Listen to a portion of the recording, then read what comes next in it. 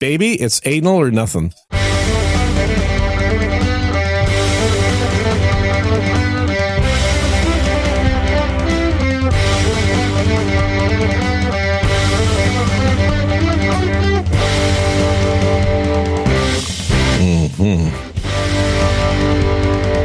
What's that all about? What's the while listening to that theme?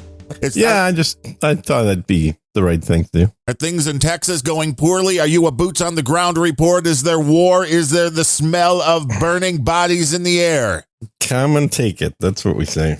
Come and take it. You're like, come on. Do not tread on me. Texas is making a stand, and the most interesting part of this, we all knew. Wait, did we start? Yeah, did you hear the theme music? Oh, no, I'm sorry. I blanked it out. What are you doing? Have you been taking drugs? Did you need some drugs? No, I forgot to take my morning pills. Is your blood pressure okay? I don't know. You should check. Check your blood oxygen level. It could be going down. Okay. We all knew that the state of Texas was going to defy the federal government. I'm Darren O'Neill. He's Gene. This is Unrelenting. We knew that Texas was going to defy the federal government. We knew the federal government last week. Technically not true, but okay. Well, according to the federal government. Well, it's still not true. Now the federal government is like, no, you can't do this. We're coming down. We're going to show we're going to posture and try to show some force. What I didn't expect was like 18 other states to be like 26 now. Hell yeah. Screw the federal government. We're with Texas. Oh my God. Yep. That was unexpected on this end. So it's very interesting to watch this with the backdrop of presidential election coming up within a year, where multiple states are trying to remove a guy from the ballot and not. So this is civil war moving closer and closer and closer. Absolutely. So, I mean, what's going to happen next? What are your predictions? Predictions, huh? Well, isn't that what we do here? Yeah, I guess. So my predictions is that the rhetoric is going to keep getting cranked up. It's got to move beyond rhetoric, though, at some point. I mean, well, that's the thing, is if it does, it'll be like throwing a match into a fertilizer storage facility. Yeah, it's not going to be good. There are a lot of people that are on the edge of doing things. Well, because they feel like they've been pushed to it. They feel like a lot of them feel like their vote wasn't counted, that the last election was rigged. Which it was, yeah. In multiple ways.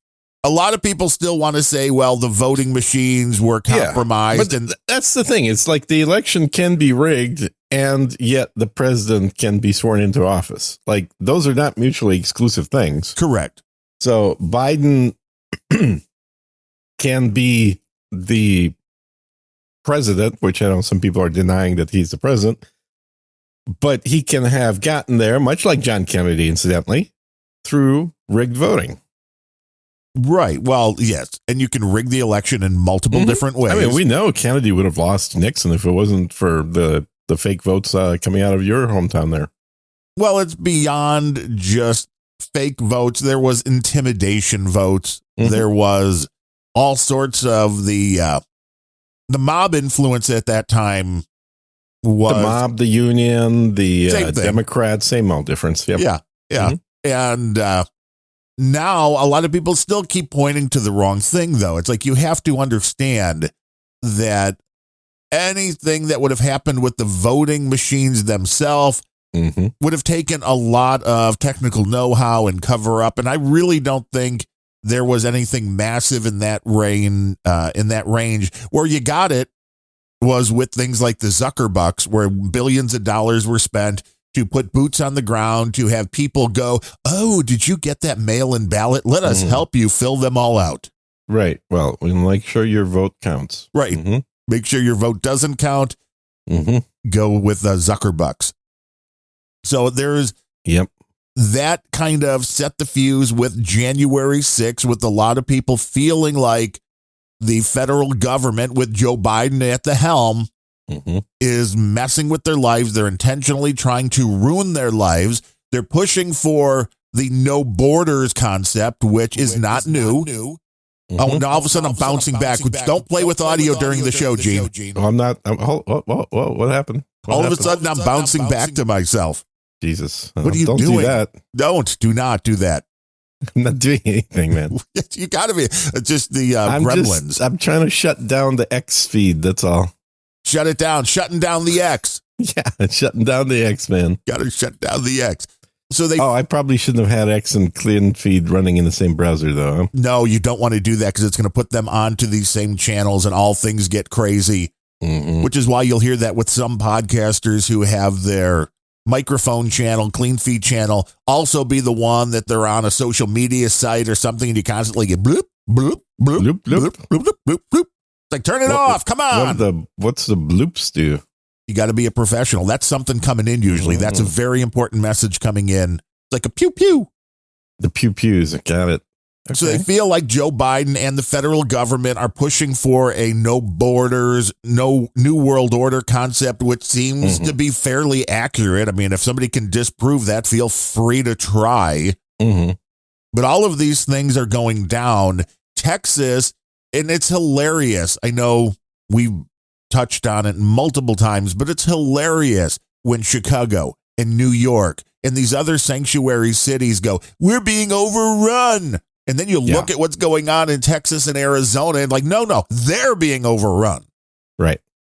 And they need to do, like, the sanctuary cities now are trying to keep people out. They're trying to block the buses coming in. They're doing everything they can to keep the migrants out, which is hilarious because that's exactly what they're saying Texas shouldn't do. Boy, they might end up building walls even. I wouldn't doubt it.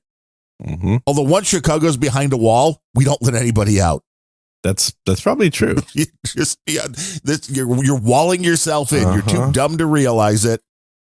And I don't believe that it's going to have enough traction to really matter. But there are more news stories popping up all the time right here in Chirac, which we are right outside of. I am. But I get all the Chicago news. And there have been multiple stories of black organizations within Chicago, like, you know what? Screw the Democrats. They are not doing anything for us. This migrant crisis is taking money out of our pockets and taking food off of our family's table. They are not helping people that have been homeless here in Chicago for years, and people are showing up yesterday and getting housing and money. And it doesn't make sense. They are. Totally. And that's angering people that already live here. Like, hey, you know what?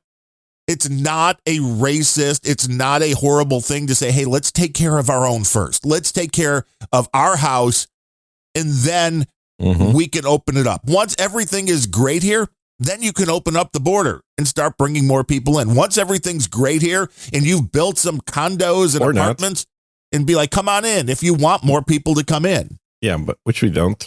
Oh, well, see, that's the what they're using is, and it's so elitist with the Democrats. Which one was it a few years ago? Like, well, who's going to clean the toilets then? Oh, yeah. They need the toilet. Well, I'll tell you what, it ain't the single white men in their mid-20s that are coming over. That's not who's going to clean the toilets. No. This is an army that's coming over. Yeah. We talked about the guy that was interviewed, the Iranian, at the border. And he's like, I made my journey and I can tell you what I saw. And it was mainly, while there are some families and women coming in, it's overall dominated by military-age men. A lot, he said, from China. Yep. A lot of China, a lot from the Middle East, a lot from Africa, like actual Africans.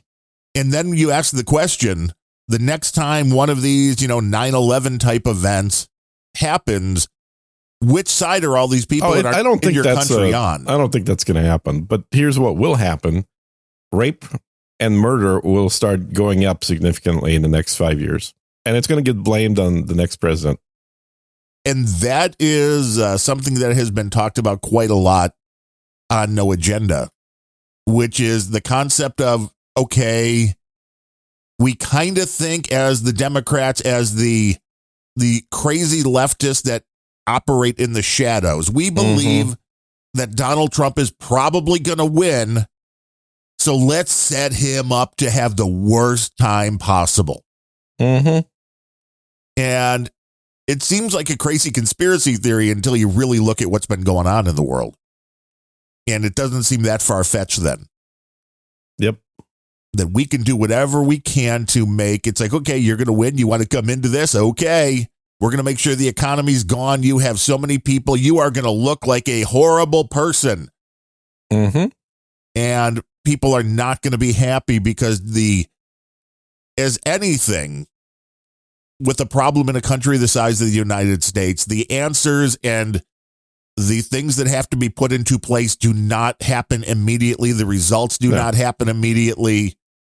So the hilarious thing is Trump could come in, do everything that he's supposed to do, and right after he's out of office, everything starts getting better. Yeah.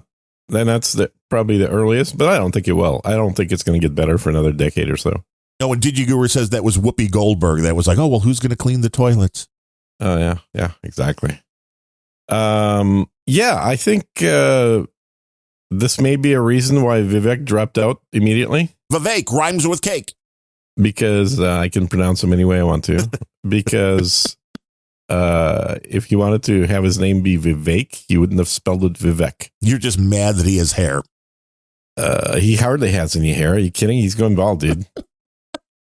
I am mad that he's married to a doctor, though. Oh, you want to be married to a doctor? I mean, just to get what a discount? I was married to a doctor, not married to a doctor anymore. Oh, well, they were trying to kill you, right? Not well. I mean, maybe she was feeding me too much, but anyway, I think anyone coming into this has to realize that the country was already starting to go down the toilet when COVID happened, like even without Biden's help. But with the acceleration of going down the toilet that Biden has provided, this is not going to get solved in the next year or even 4 years. This is going to be, at best case scenario, a decade-long problem. We're going to probably see in our lifetimes, and probably in the next few years, certainly within the next decade, we're going to see 100% inflation in the U.S. Well, that's getting towards like Weimar Republic kind of thing. Italy, a lot of Latin American countries, Germany post World War I. Yeah. And, people might be thinking, you're crazy. Well, you've already seen the price of eggs go up about 400%. You still think I'm crazy? They went up, then they went down a little bit, then they went back up. Well, they're up right now. You can't get them for under $4 a dozen here. Well, I just bought 2 dozen pack for, I think it was $4.09.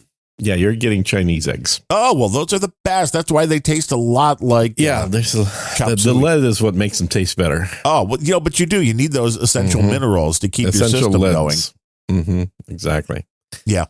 So I think we're going to hit 100% inflation at some point. Now, it may be, short-lived. It may only happen for a year or so, but 40% inflation is going to be very routine for the next decade. Well, and I'll tell you why. Because it's not just doom and gloom prediction. This is literally the only way to get out of the deficit that we have.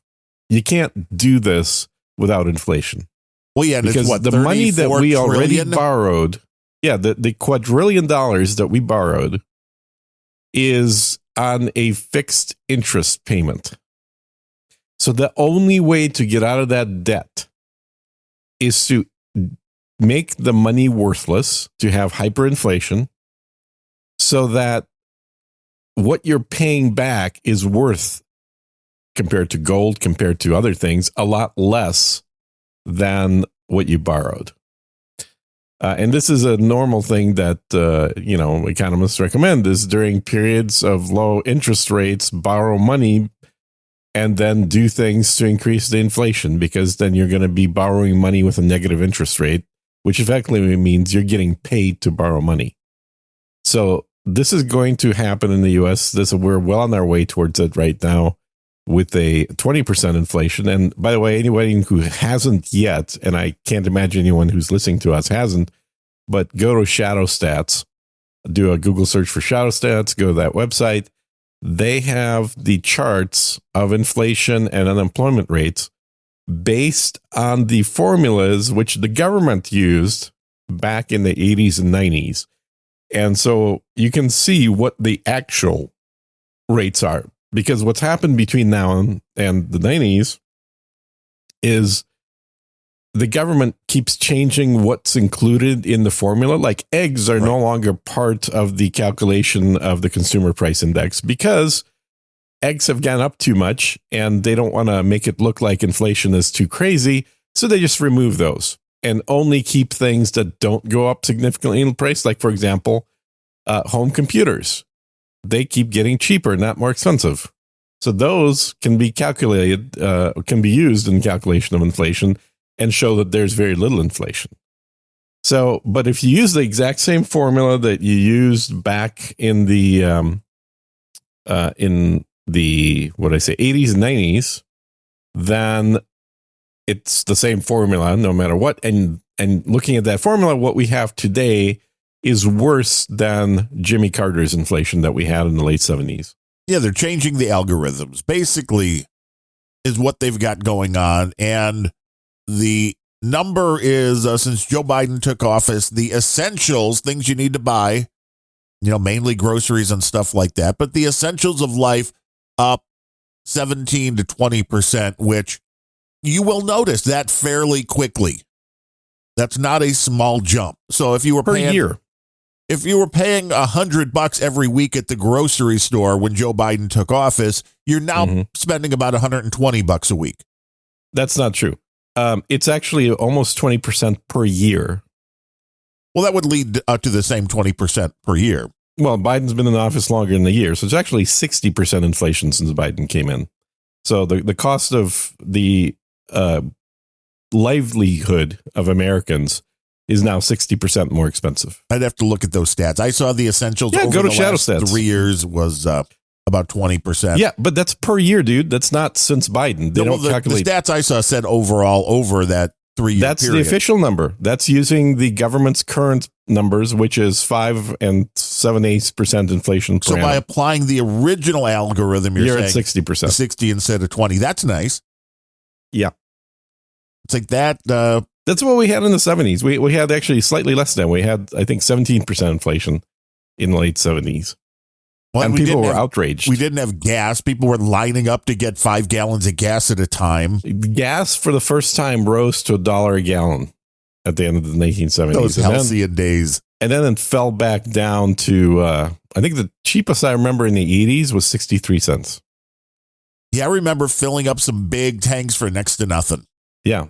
Yeah, it was under $10 for 20 gallons. And then it stayed at roughly $1 all through the 90s, basically since the first Iraq War, because it did go up during that war. But then immediately after, it went down because we took over the oil production there. And we bombed the hell out of their facilities anyway.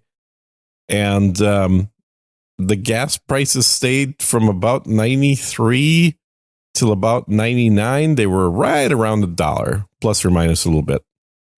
Yeah. And now they're what? $4? Gas, yeah, it's right around $4 again. Yeah. Which honestly is amazing, because if you look at the inflation since the 90s, it's more than doubled, even according to the official stats, not just Shadow Stats. So there's well over 100% inflation since the early 90s. So in the last 20 years. So really, it's still about the same price. It's probably, if it's $4 where you are right now, it's probably equivalent to about $1.70 in the 90s, which in some places like California and Chicago probably was about $1.70 in the 90s. No Beret says his first car loan in 1981 had a 19% interest. It's like, yeah, and then they went down to like 0. Yeah, and I remember credit cards used to have like 25% interest back in the early 80s. They're back to that. And now they're at 30%. So, well, if you have good credit, I mean, the ones that I have, the credit cards, I think they're still in the low 20s. Yeah, well, that's exactly. Really they're in the balance. low 20s. Right. In the 90s and even the early 2000s. And now? The credit cards for the good cards, and I don't mean introductory rates, I mean like normal rates, were all under 10%. Yeah, which is way I had more a bunch of cards that were like 8.9, 9.9. Well, and now what they should do if they want business, but it's a scam. But see, they don't change the rates arbitrarily. The rates are actually tied to the inflation. Well, and they want money. Well, it's inflation plus their percentage. So their percentage is, depending on the company, is going to be anywhere from 4% to 9%. They want your money. Well, they're not going to give you money to borrow for free. That's why they want you to carry a balance. If you don't carry a balance, I mean, I've heard this argument from people multiple times where they have a problem with their credit card company and they're like, I don't even carry a balance. I'm a great customer. And I'm like, no, you're a horrible customer to them. No, you're actually a good customer because they make money on every transaction. Well, they do, but they also make a lot more money if you carry a balance. They do, but their risk increases. So it's also actually, it's not a... it equals out at some point? It equals out, yeah. Yeah, basically, you're either a super low risk, high profitability customer, or you're a high risk, high profitability customer. But you're both. I mean, you're either way, they're making money. They're not making money. No, they're not like, oh, damn, we're going to lose money on this guy. Yeah. So the best customers are the ones that never pay their full amount, but carry a very small balance. So that way they get to charge you interest on the large balance every month that you almost pay off, but not quite. Yes. And they don't have a big risk. Absolutely. And they don't have a big risk because you're starting each month with like $1,000 that you owe. And then you get up to like 5,000 during the month, but then you pay off 4 of that and you're back up to 1,000 at the beginning of next month. That's the ideal scenario for them because you're still paying interest every single month, but your risk factor is very low. It's when you have like 30 grand or 100 grand on credit cards that your interest is very high, or I should say your risk factor is very high because should you decide to stop paying, they're not out $1,000, they're out 100 grand. Right. And they know at some point people realize I can never pay this off. Yeah. And it's not true. You can pay off any amount. It's just a question of how many years. So, I mean, I guess if you get to be our age, pushing 100 here, then it's you may very well not pay off. And then there is something to be said for taking out more loans as you get older. Yeah. Knowing that no one will have to pay those off. You're like, it's great. The money's I can play with that money now, and then I'm going to die and show them. Mm-hmm. Exactly. But if you don't do something when you have the huge bills, if you don't do something to try to aggregate them or work, and a lot of people don't know this. I mean, I'm assuming the systems haven't changed greatly, but right after we got married, you bought the house, we started, then there's a lot of furniture and stuff that has to go in because, you don't have half of it. So we had some decent bills. And it got out of control for a short period of time. And you call up the credit card companies. You're like, hey, let's work something out. Let's work out a payment plan. And if you don't do that, if you just keep trying to keep paying yourself out at 25%, you may never do it. But here's the funny thing. Like you said, it's risk and reward with the credit card company. So they're willing to give you a lower interest rate. I mean, they may lock the card and say you can't use it anymore. Right. Exactly. But they can lock in like a lower rate or something for you as long as you're making payments on time. Right. The other, if we're looking at advice for paying off bills, the other piece of advice I would definitely say is focus on paying off one card at a time. So rather than making equal payments to all your cards, make minimum payments to all your cards, and then a much bigger payment to one of the cards so that you can actually fully pay that card off faster. And the reason for that, there's 2 of them. One is, should a unforeseen bad event happen and all of a sudden you can't make payments. The more cards that you have that you don't make a payment on, the more dings it's going to be on your credit report. So if you have, let's say, 10 cards and you don't make a payment to all 10 of them because you didn't have the money, you're going to get in 1 month 10 missed payment dings on your credit report, which will drop your credit rating by several hundred points if you get 10 dings all in 1 month. Yeah, it's a bad sign. I mean, you probably just will not be able to get any more cards after that for years. However, if you have, 2 cards or maybe even 3 cards, ideally 1 card, but you have 2 or 3 cards that you miss that on, well, that's only 2 or 3 dings on your credit report. So always try to pay off cards one at a time, which will reduce over time the number of cards that you have with outstanding balances. And the easy way to do that is, the one that gives you the lowest interest rate, you pay the slowest. The one that has the highest interest rate, you pay off first. Which but ideally, of course, you just never have a balance. You always pay them off every month. Not everyone can always do that. And I know a lot of people during Christmas, especially, even if you try to do that, you realize you overspent and you don't have the money to pay it off. But try and get back on the bandwagon as quickly as possible into the new year. Right, because there's always going to be foreseen things come up. If you need a root canal out of nowhere, then that's $3,000 that you're like, oh, exactly. Now what? Got to put it on something. And a dentist's not going to be in the business of giving you credit. No, usually that would be no. Yeah. Like I'm got an appointment with my heart doc today. Nothing's wrong, but just proactively. Well, you don't think anything's wrong until you get there. Until I get there. Exactly. You don't think anything's wrong until you show up. And then next thing they're like, oh my God, you're screwed. They're like, gee, do you feel okay? Yeah. Are you okay? Yeah. Why? It's, So, and it's been a couple of years since I've done a heart CAT scan. So I probably need to get that scheduled and take a look at what's going on down there. But, unforeseen bills do pop up, and that's what credit cards are best for. And incidentally, and most people don't realize that the amounts of usage of your credit cards that you have at which your credit score starts to go down, meaning if you use your card more than X amount of percent, as you keep using more of that available credit, your score will go down faster. That starts at 10%. So you can, if your credit card has a available credit of $10,000, you can use up to $1,000 of that credit card without it affecting your credit rating. Once you use more than $1,000 of that $10,000 credit line, your credit score starts to go down immediately. Is that just carrying a balance or just using it? Just using it. No balance carrying required. So if you can pay off your card every month. Right. And if you use the entire $10,000 every month and you pay off the entire $10,000 every month, that will drop your credit score 50 to 60 points.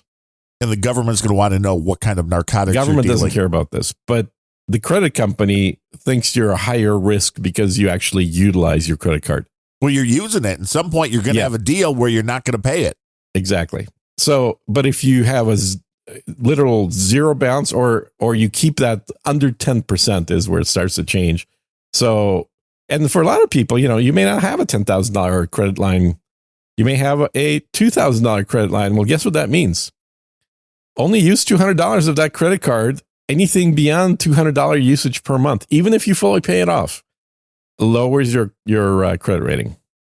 Well, as DigiGuru points out, we can now utilize the Biden formula and just walk into the store and take things without paying, which then keeps your credit rate at a perfect score. That's true. That is a very true thing. Exactly. Shoplifting will keep your credit score right where you want it. Well, they don't prosecute shoplifting in most states now. So it's not really even a crime. Well, if it's not prosecuted, how's it a crime? Which it tells you why more than half of these stores are closing. I think they should all close. Just do everything online. Just have Amazon. No, I mean, it's at some point yourself. It's going to be like what was that movie? The one where the whole city has got a fence around it. Escape from New York. That's the one. Yeah. Kurt Russell. Yeah. Classic movie. So, I mean, you're going to sell your ponchos directly then out of your house? I'm going to do drone delivery. Ooh. Yeah. That's nice. Do you have the drones yet? Drone delivery, unfortunately, yes. What kind of range do those drones have? If I order something here in Illinois, Yeah. they can just pop them over. Well, yeah, about 10 miles. It's a little further than that, but so you're going to the heart doctor. You want to get checked out before you head down to the border. Is that the? Yeah, that's actually exactly right. I'm heading down on the weekend. I hear that you're taking the Podfather hostage. Taking the Podfather hostage? Yes. What? I don't know why. I mean, to take him down to the border. Where'd you hear that? From the Podfather. Oh, what did he say? I didn't hear that. So. He said you were stopping by and picking him up. You're his ride. Oh, really? Okay. Yeah, no, I'm happy to do that. He's actually on the way if I go down there, but it's only 3 hours away. You know, it's not that far to the border from here. You could be there. You could have a party. Yeah, no, I'm meeting with a bunch of people down there. A lot of Patriots coming down. The Podfather was streaming some stats on our last show. I thanked him for that to disprove that. I don't think he listens, though. Your theory, right, that he never listened. I don't think he ever does. He said he had to eject when you started talking about threesomes. And I'm like, dude, I wish I had an eject button, too. I was wishing I did. What's wrong with threesomes? But I didn't have nothing's wrong with threesomes. Okay. Until you add Gene to the well, speaking of roster. Sex, no, we're on the topic. Vivek Ramaswamy, even if you want to mispronounce his name, just put his foot in his mouth. Politicians often do that. First time for him, though, as being in the fresh, young, new politicians. The first time that if you look at his tweet on X, where every single comment is, dude, you're so wrong on this. Every single comment. And what was this comment? And his tweet was a quote that he himself posted from an appearance on some show that he was on, where he said, you know, the solution to abortion shouldn't have to be banning abortion. The solution to abortion is that the man has to be responsible for the child and the woman. And everyone's like, does a double take and looks around to see what everybody else is thinking, because that's absurd. Because what he's basically saying is what's in the Quran, which is women, along with children, are the property of men, and therefore the man is responsible for the woman and the child. Is that what I mean? I'm trying to parse what he actually meant. Yeah, well, you can look it up on I'm sure you can Google it. There's probably stories about it already. But yeah, basically, he said that if you just make the men responsible, then you wouldn't need abortions, because he thinks extremely naively somehow that women get abortions because men leave them and women can't raise a child on their own. That's not why women get abortions. This is kind of similar to the people that say parents should be responsible for their children when they go out looting. And I agree with that. They absolutely are responsible. I think we ought to sue the parents for that, because that's just horrible parenting. Well, I would agree that if there was, I think most people without children would agree with us. Yeah, yes. 99.9% of people without children feel like the parents should be responsible for the dumb shit. Horrible parents. God damn, you're bad. But it's like but yeah, that's kind of, I think it is along the same lines, because Vivek, with his happy marriage to his doctor wife, is thinking, well, my God, you know, if only men didn't like leave these women, then the women wouldn't have to get abortions. That is such naive thinking, because a lot of men would actually prefer that these women not get abortions so they could have a kid. But the women don't want to be burdened with a child, don't want to have to go through the pain of childbirth. I'm looking at you, Gen Z and some millennials here. And therefore, they go and get an abortion. Then a lot of times the guys never even know about it. So you can't flip from the guy not knowing about it to the guy should be responsible and this is a point of contention that a lot of people are up. He didn't just say responsible for the child financially. He said the woman and the child. Well, the It's like, problem dude, is that already happens. There's so many women that entrap guys yes. Well, that put holes into condoms, that literally do things to ensure that the guy thinks that there's no chance of pregnancy, and yet the woman gets pregnant. There's a lot of women that screw other guys than the guy they're with, and then tell the guy they're with, "Oh, I'm pregnant, and it's your kid." well, and there's That a lot that happens just a lot, disappear and never tell the guy they were pregnant in the first place. So there's right? you can't put that fully on. I mean, I'm all for it. It takes two, and you should both be responsible. But what the world has turned into at this point is that with the women's rights, put that in some air quotes, the men have nothing to say. So you can't have you can't at both say the man has zero say, but full responsibility. Right. Yeah. You can't have it both ways. Yeah. So can the guy, and this is something that Chappelle said in one of his joke monologues, is that, he fully supports the woman's right to an abortion. And then he talks about it for about 5 minutes. And then the joke punchline is, and that's why a man should be fully able to have a financial abortion and not have to support the woman or the kid, because the woman is the one ultimately who gets to decide whether she has the kid or not. The man has nothing to do with this. They don't have to be asked. The woman can even decide not to involve the man and have 100% custody, and the man can't do anything about it. But yeah, because again, if you're not married, you have zero paternal rights as a father. Yeah, there's no law that says you have to have the father identified and told once the kid is born. Nothing. So there is no right there. So the man ought to be able to have a financial abortion. Say, well, if you want the kid, then you could. It's on. Yeah, here's it's fully your choice, and it's fully your responsibility. Levesque says, codify sexual responsibility for men into the law. If a woman carries a child to term, she can automatically make the man fully responsible both for herself and the child if confirmed by a paternity test. What the hell kind of stupid, moronic idea is that? I mean, that shows the gullibility of a guy who's basically been laid once. Well, let me rephrase. One woman. He was a virgin until he got married, and to his doctor wife. They had sex twice because they have 2 kids.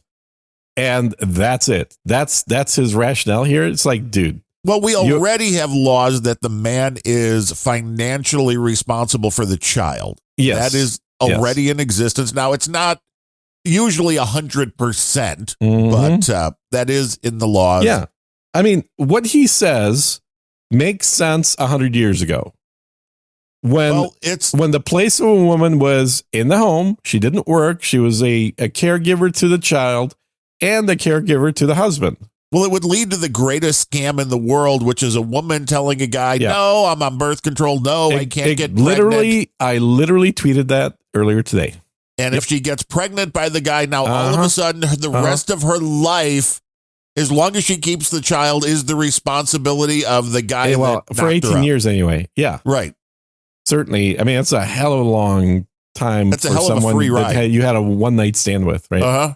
And you can say, well, but that'll get rid of the one-night stands. Okay, so you want to use law to affect morality of people. They do, yes. Oh, come on, Gene. This is why they're raising fucking taxes on sugary drinks. Yeah, exactly. So how's that different from Democrats? No, it's not. It's the exact same shit as the Democrats.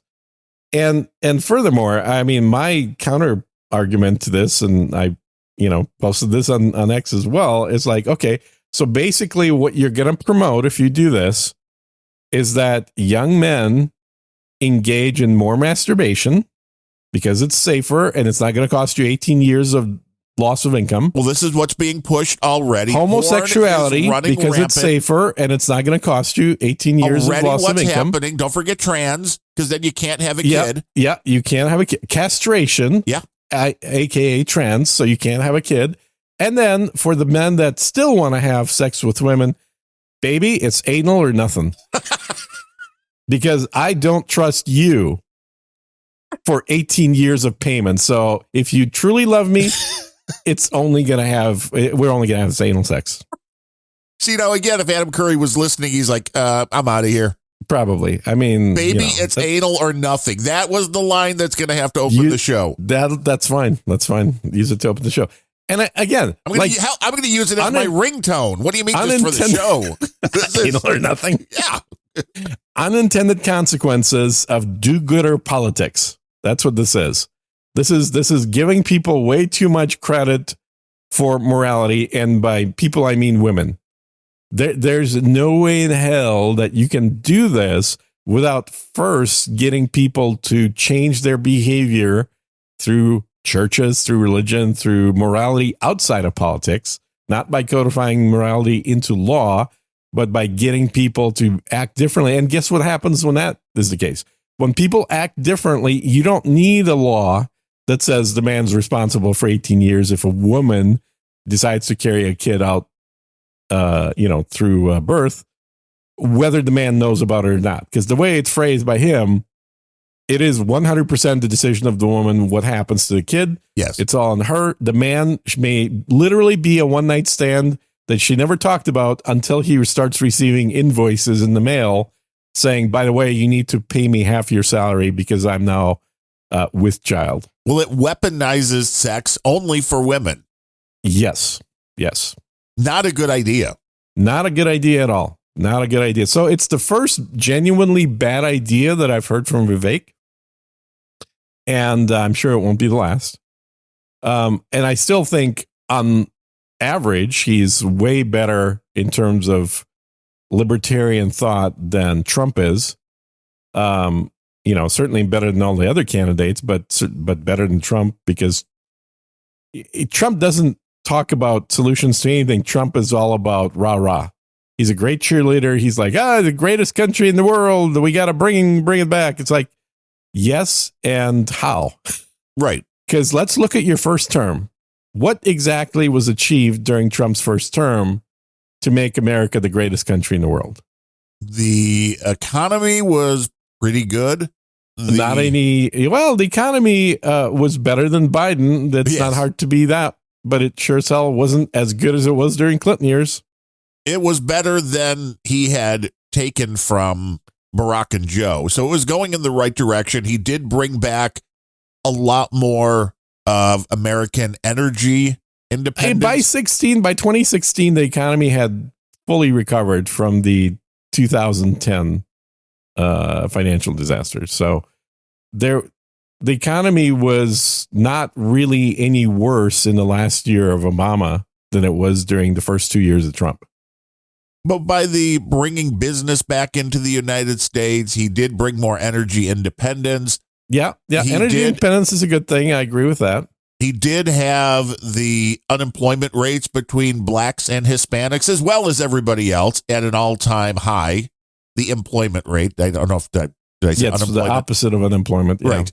The employment rate, all-time high. Unemployment rate, all-time low. Not really has anything to do with the president. They always like to take credit for it, but that is completely outside of them. Policies and things that were put into because of some of the things they do. It's not a direct. No, I'm going to challenge that, because they really were not. There were no policies enacted by Trump that all of a sudden made companies decide to hire people. The hiring that was happening was a continuation of the recovery from 2010 to where the unemployment rate kept going down because more people were spending money and more people were buying things. That's what drives the American economy. Well, they also did do some things with the taxes to bring companies back because companies were leaving at a very quick rate, and rightfully so, because, I mean, you sell on Amazon. If all of a sudden you could put your company in, Ireland or Panama and not have to pay the same amount of taxes as you do here, then if you can make more money doing that, you will, which is why it's having the ability to understand that there is a limit to the amount you can tax people, because if there's a better deal that they could go to, then you have to compete with that. You can't just be like, nope, if you want to do business in Illinois, you have to give us 50% of everything you make. And then I'll be like, well, I'll just go 14 feet over here to Indiana. Exactly. Yeah.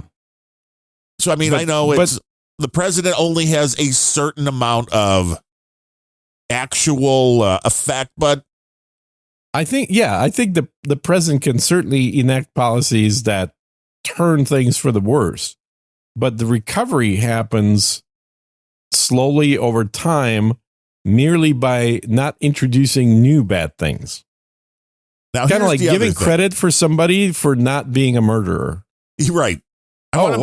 Things were great under this guy because he didn't murder anyone. I want to Okay. make Vivek's plan even better because it seems the bottom line of what he wants to accomplish here Mm-hmm.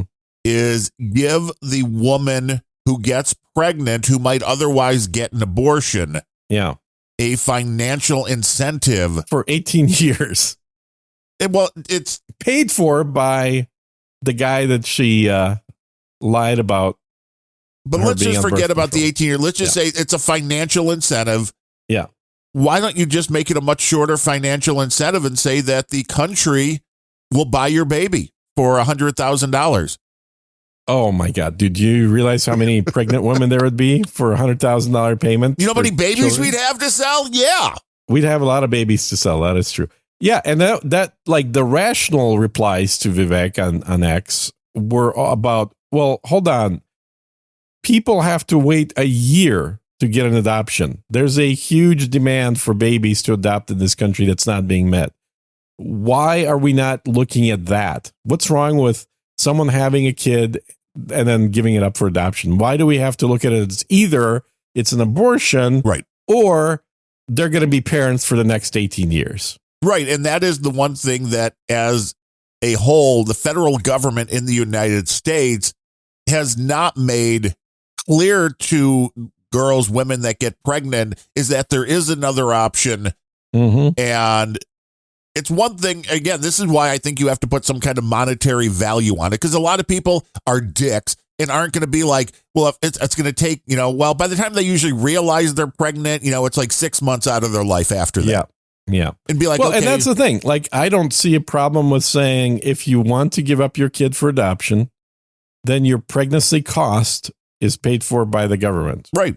So that's free to you, but you're not going to make money on it. You can't turn this into a business. No, I think you can't have to. say, I'm going to get pregnant once every 9 months and then, splooge out a kid. No, I think you have to make it a business. That's And- otherwise they're like, and well, if in I'm not return, getting the government's going to pay me for that. yeah, they'll handle the bills, but then what do I get at the end of it all? I'm at zero sum, and I lose being able to work Well, and do first things. of all, you won't go to jail for having an abortion. Well, this is a part of that, right?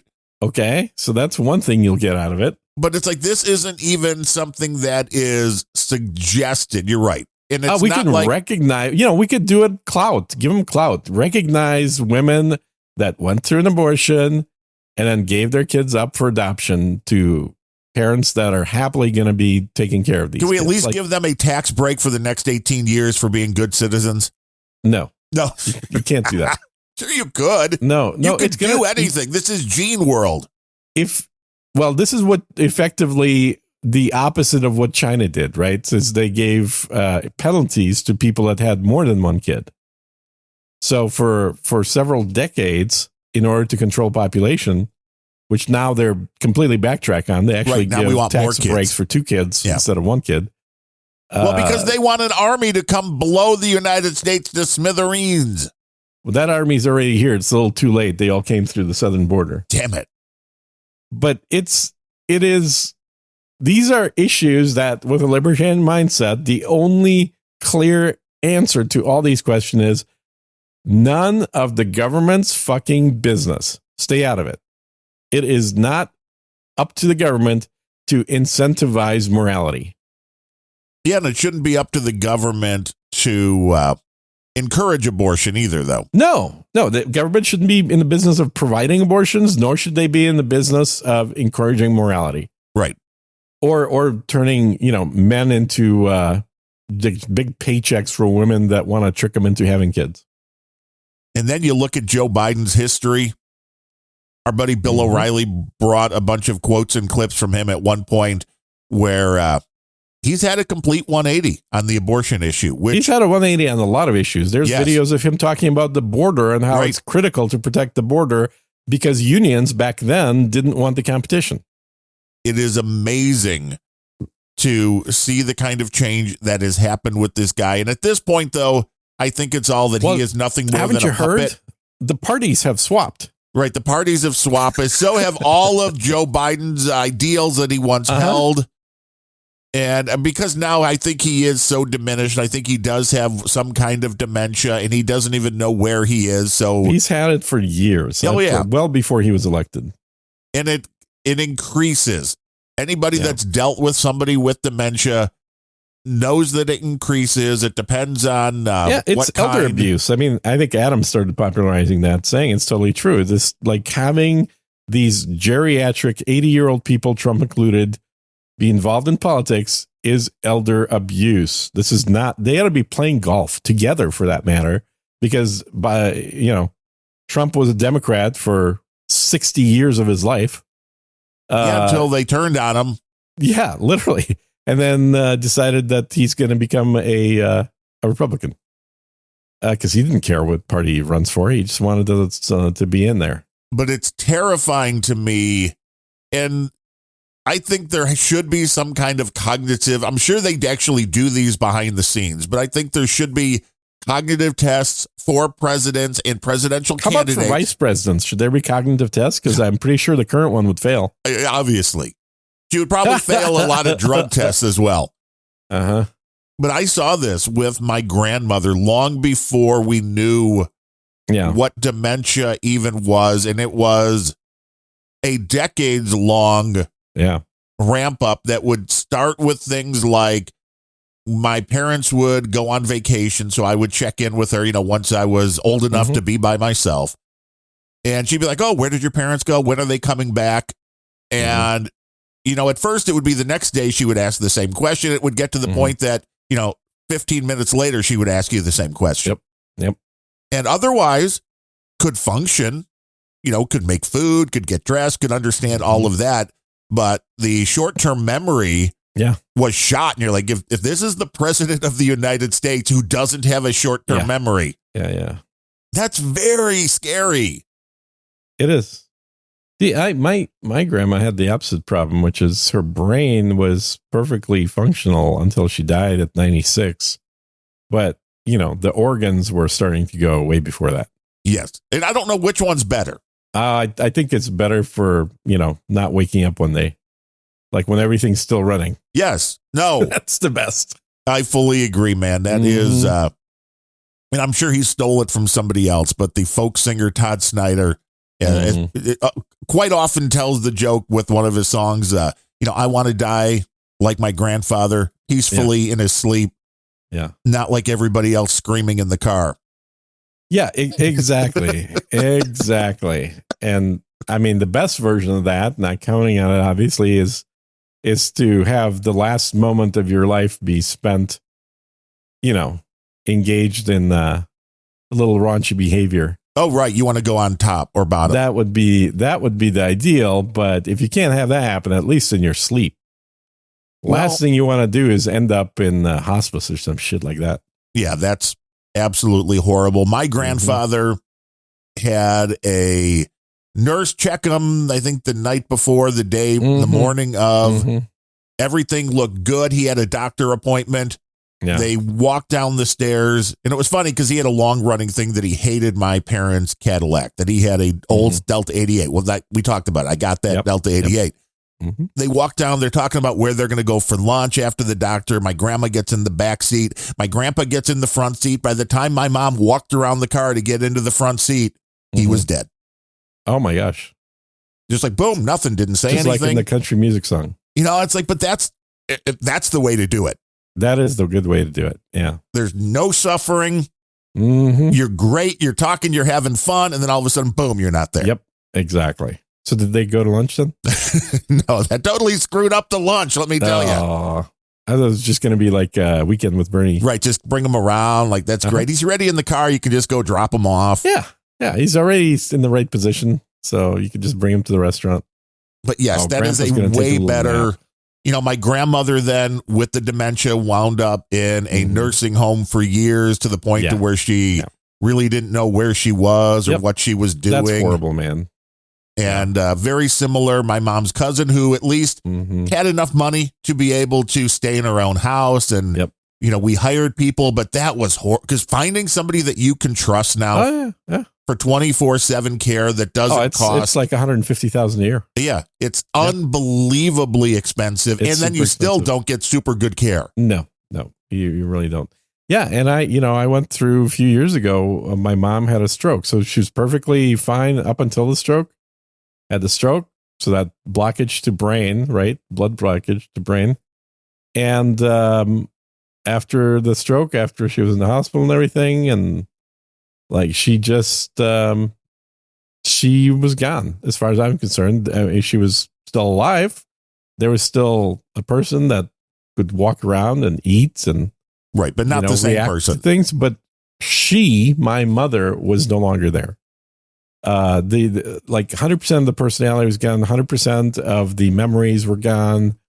It was just like a generic, moving person that was just not my mother that was in that body. Which is why, like you said, that lasted about a year, and then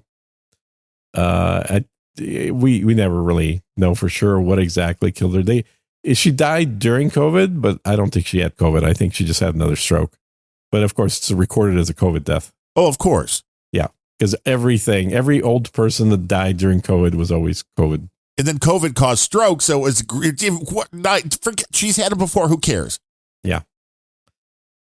So it's but there's a balance in there because I get and my parents are now in their mid 80s, fully there mentally. Yep. And my dad more than my mom, breaking down a little more physically, but it is a blessing and a curse to have your mind, because then once it starts going poorly, and this is the story I was told by my doctor, and I told you a little bit about his story where he fell and almost died and all this. And he was, obviously fully understanding the situation. So this was like the worst possible thing as a doctor, understanding exactly what's going on with your body and what the odds were, laying there like, that kind of sucks. There's something to be said for not being aware of what's going on. Yeah. Yeah. And this is why I know a lot of people are up in arms about the Canadian suicide centers. I don't have a problem with that whatsoever. Well, it depends on the bar. If the bar is, I sneezed 3 times today. Yeah, but it's my right to do that. That's my point. It is, again, I'm against legislating morality. So if in somebody's morality, suicide is forbidden by God, well, not my God, not my morality. And as far as I'm concerned, it is fully within a person's right as a fully functional adult, not a kid's right, adult right, to say, you know what? I've had a horrible car accident. I won't be able to walk for the rest of my life. I'm a paraplegic. I'm done. I'm going to make a choice about myself that doesn't affect anybody else. And that choice is I'm done. I mean, I was going to say you could just get into a car and drive it off a cliff, but then you went the whole paraplegic route. Well, that's what presumably happened, and it didn't succeed, right?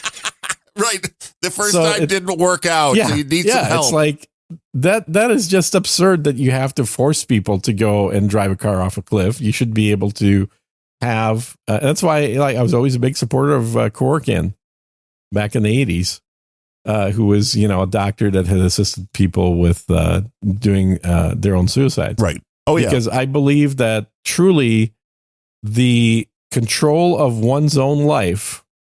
It's like the saying that the liberals love to use, my body, my choice. Well, it's true for men and women. It is your body. You should be able to choose what kind of surgeries you get or don't get, what kind of medicine you take or you don't take. Right. No one should be able to force you to that.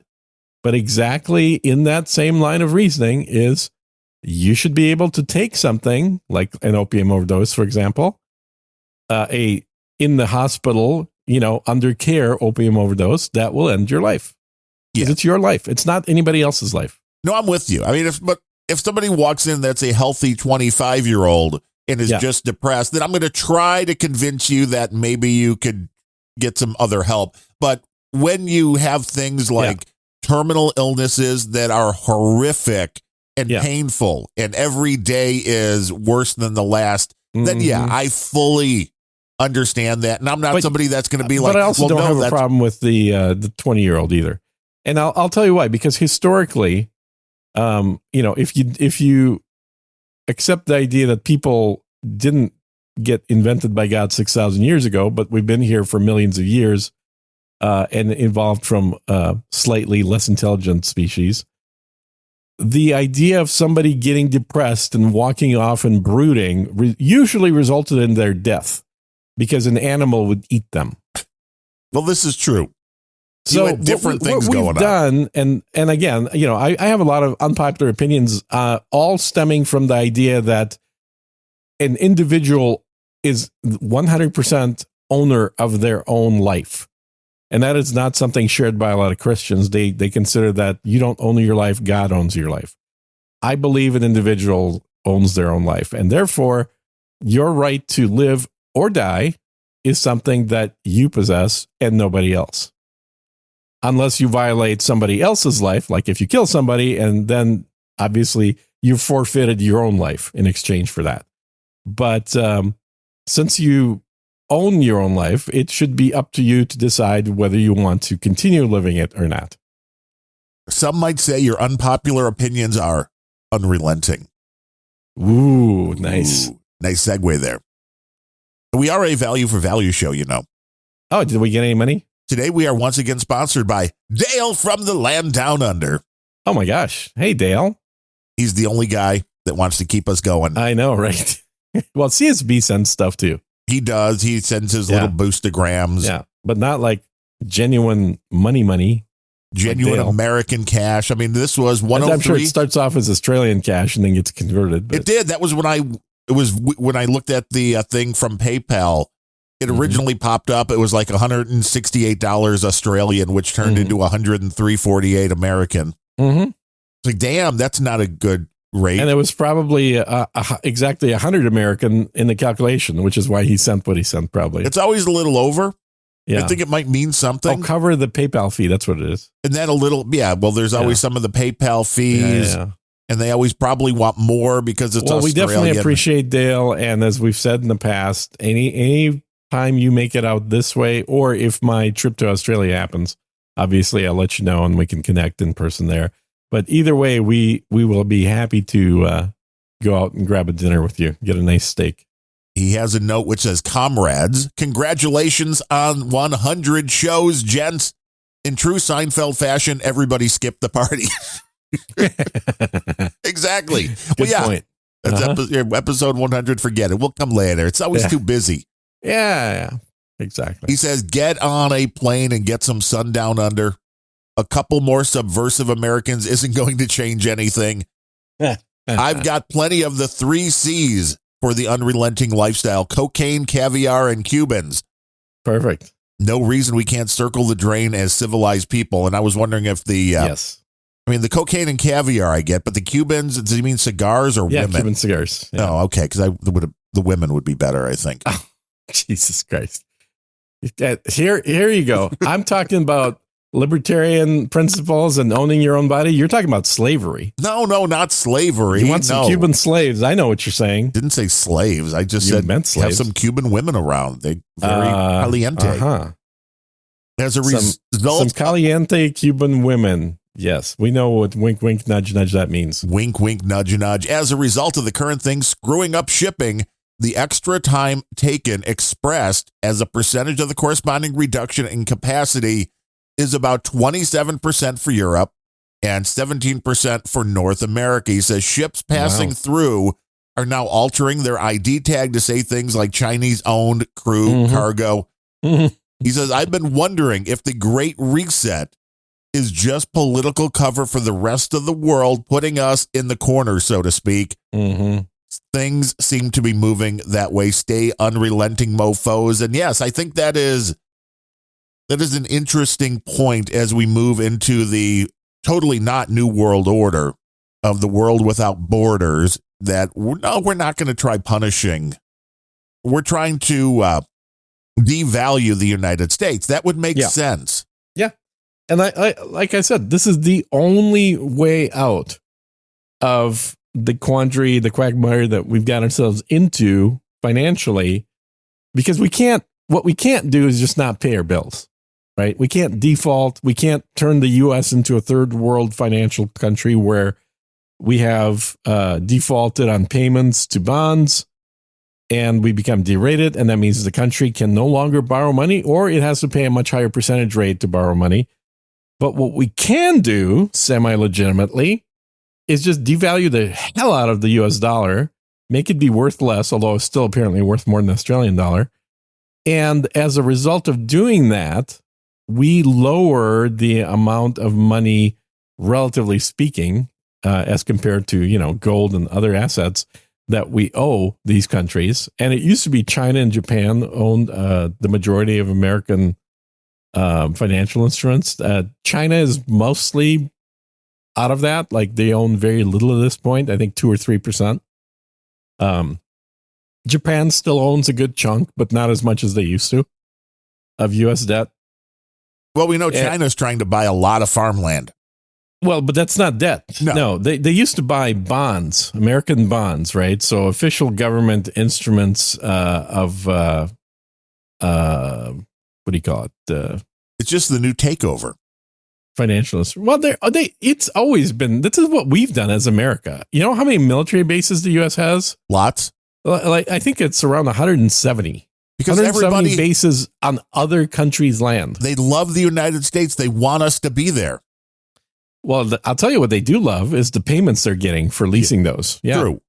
I mean, some of them no longer like those payments, and I think we're going to start seeing it's going to be described as a planned reduction of American overseas base operations to save money. But what it's really going to be a cover for is other countries saying, yeah, that 10-year lease that you had, well, that expired 3 years ago, and we're not going to continue that. So you have to pack up your shit and leave, just like you did out of Afghanistan. And we're going to start seeing that in a lot of places, I think. Just looking here at the national debt by president, and it's like, oh my God, this is just not good. And if you look at it, without it just saying 33 trillion, when you start looking at the numbers just down to the penny, it's like, my God, that's a lot of numbers. What is it right now? I think it's something like 120,000 per person. It may not be quite that high, but it's getting. I think it's over 100,000. I saw some stats recently. That $100 per person, per citizen? Per person in America. Yeah. That is absolutely. So and I guess that's the other way to do it is instead of having it be a combined amount, we could just simply shift that into personal debt and just have the U.S. government bill everybody $100,000 and then use that to pay off the debt.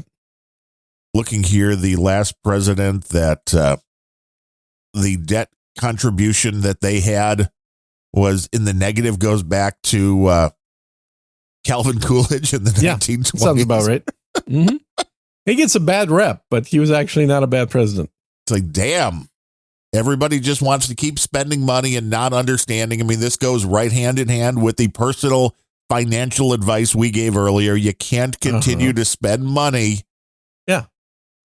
If you don't have it. That's what the Fed is. The Fed popped up a little before Coolidge, but the whole point of the Fed is we got to have a bank that's big enough that they can loan money to the whole country.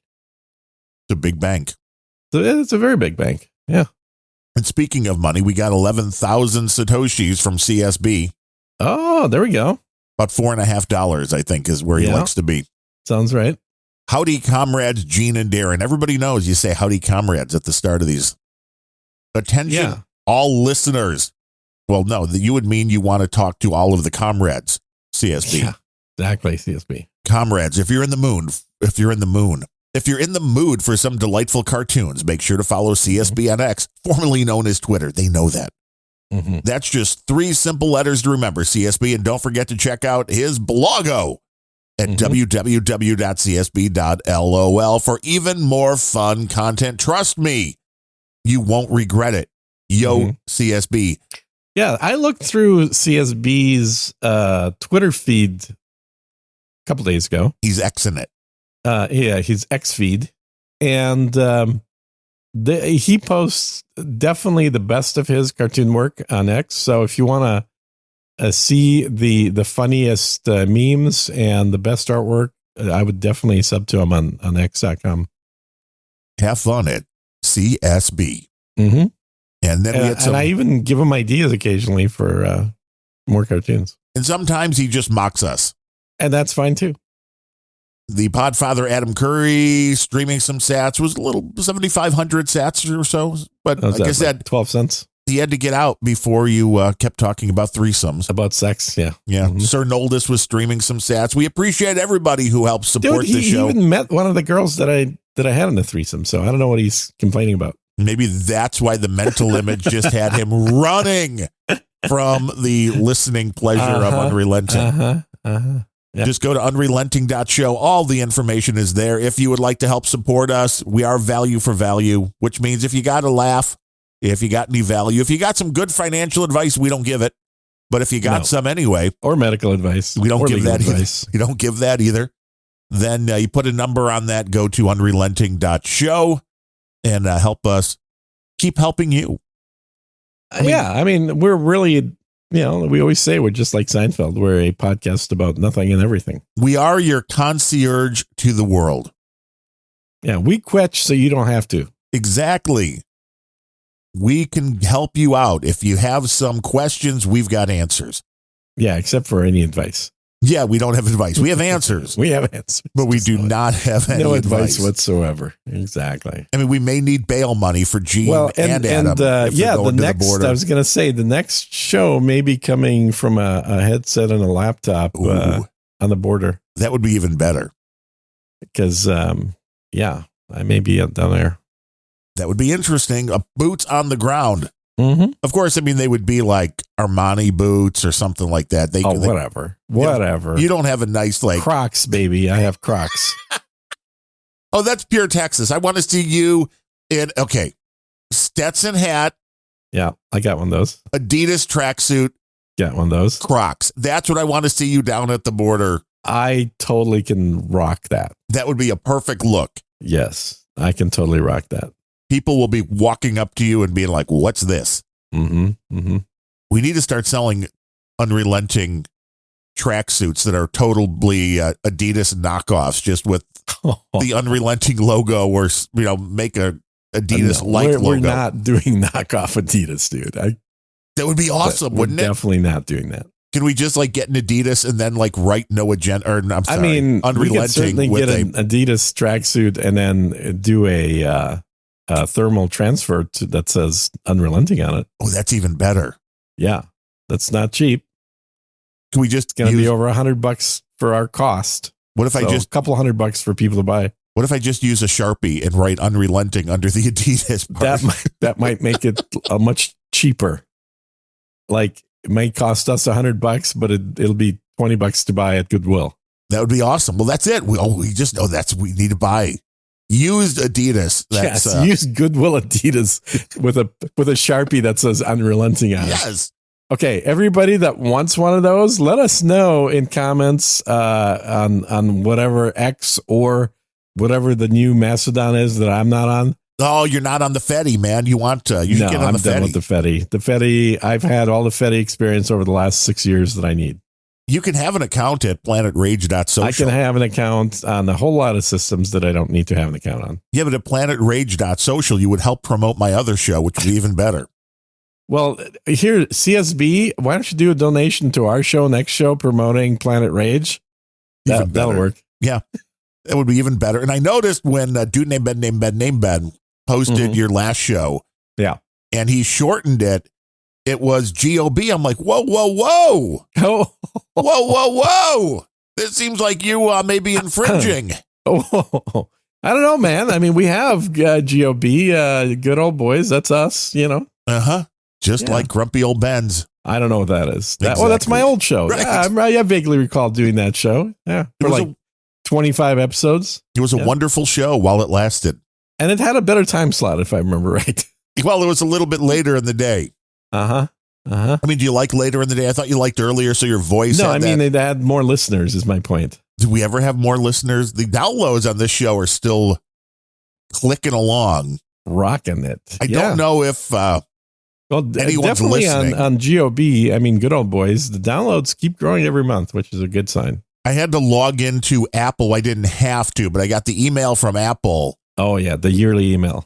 Well, this one was a little different because it was partially now, and I know some people are not going to like this, although I know the technology is there. Like on Planet Rage, my buddy Larry that I do the show with Yeah. has never been good with us providing a transcript because we feel like that will just make it easier for people to find bad thing, and try to cancel the show.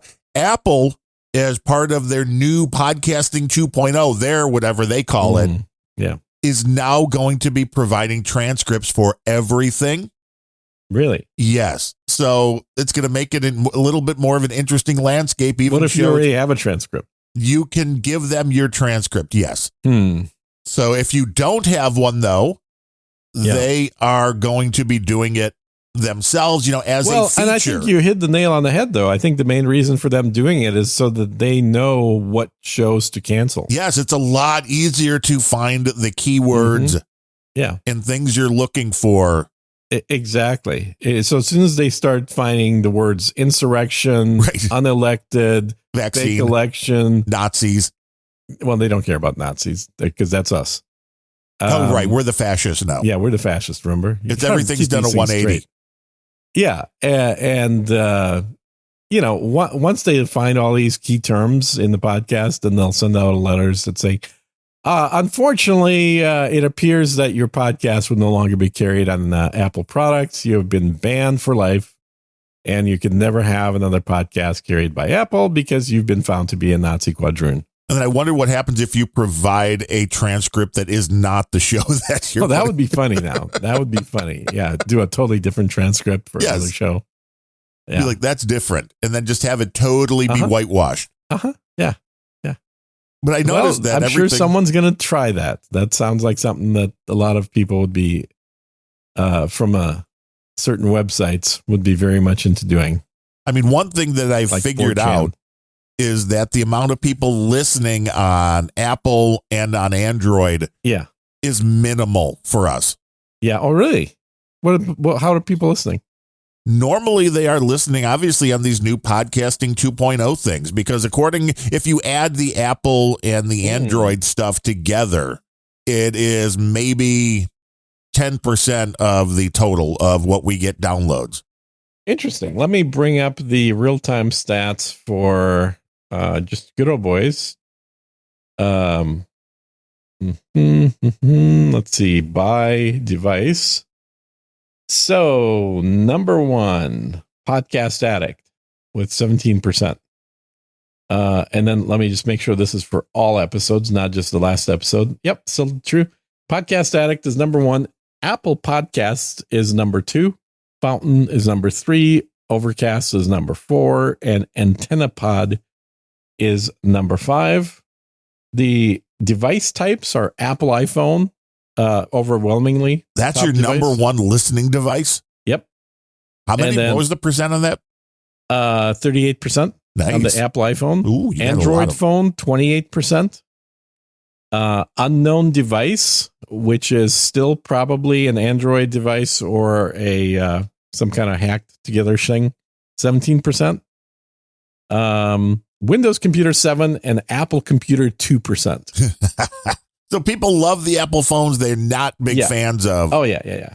So it's 68% of the downloads are from mobile devices and only 12% are from computers.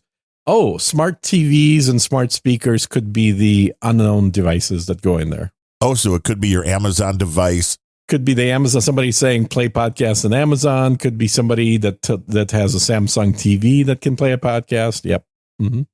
Which makes sense because so that's an third easy place. way. That's more people use those than either Windows or Apple computers. It's interesting that the Apple computer is that low, although I would 2%, guess that a majority of people that have iPhones and iPads now believe they don't need a desktop or laptop. I think I saw something. Well, it's not. I'll tell you, I never use my Mac computers, and I have two of them. for listening to podcast. I will always do that through the phone. There's even if I have, Even if you're I'm sitting working at on the computer? I'm sitting and typing on the damn computer.